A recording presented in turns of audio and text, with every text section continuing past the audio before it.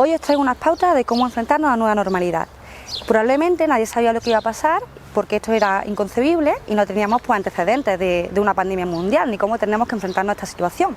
Entonces, lo mejor que podemos hacer es ir exponiéndonos de forma gradual para que esta ansiedad y ese miedo que nos puede generar el salir a la calle, como han sido las primeras veces, no lo tengamos. Ahora somos mucho más conscientes cuando salimos a la calle, cuando vamos en transporte público, cuando tocamos el pomo de una puerta, por ejemplo, y eso va a hacer que sintamos una sintomatología mucho más ansiosa de la que teníamos antes, que pasaba pues de manera inconsciente. Es cierto que ahora pues determinadas sintomatologías o determinados problemas psicológicos han repuntado, sintomatología relacionada, como decía, con la ansiedad, como por ejemplo el trastorno obsesivo-compulsivo, el trastorno de ansiedad generalizada, el estrés postraumático o la sintomatología depresiva han aumentado. Personas que anteriormente no habían tenido este tipo de sintomatología, ahora sí la sufren, y personas que ya tenían un problema de base, pues se han visto aumentada o se ha visto agravada esa patología. En algún momento vamos a tener que volver a la nueva normalidad. Entonces, ¿cuál va a ser ese momento? Y sobre todo, ¿cuál va a ser tu momento? ¿En qué momento vas a estar tú dispuesto a que todo vuelva pues de la manera más posible a lo que era antes? ¿Qué podemos hacer entonces? Pues lo primero, enfrentarnos a la situación. El quedarse en casa, seguir confinado, no es una opción que esté disponible. Entonces nos tenemos que poner sí o sí, pero con las medidas de seguridad e higiene como nos recomiendan. La segunda pauta o el segundo consejo que podemos hacer es hacer un poco de ecología informativa. Eso significa que los medios de comunicación a veces son demasiado catastrofistas o tremendistas, y es bueno hacer un poco de reciclaje o por lo menos cortar un poco esa comunicación tan tremendista, porque se va a ver aumentada nuestra ansiedad y nuestro estrés. Por otro lado, intentar no predecir el futuro.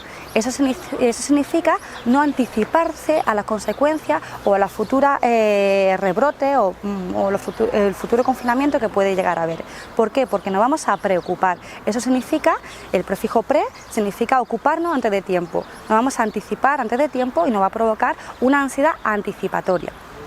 En otro punto, es muy importante ventilarse emocionalmente, es decir, saber expresar nuestras emociones, qué sentimos, qué pensamos, qué hacemos, cómo nos influye. Tener esa ventilación emocional es importante para dar un poco de cabida a esas emociones que estamos sintiendo, y sobre todo porque cada uno de nosotros tenemos una estrategia de afrontamiento y una fortaleza que es el momento de sacar ahora. Por otro lado, es importante hacer una valoración positiva de todo esto. Ha sido un momento en el que nos ha dado tiempo a reflexionar y a tener un aprendizaje, y en las condiciones más adversas es importante sacar un aprendizaje positivo, sacar lo bueno de lo malo, y ese aprendizaje positivo aplicarlo ahora en nuestra vida. Por último, y no menos importante, es recomendable que sepamos hacer una diferencia entre lo que podemos controlar y lo que no podemos controlar, porque nadie tiene experiencia en algo parecido y hay muchas cosas que se escapan de nuestro control, pero eso no supone que no podamos controlarnos nosotros mismos.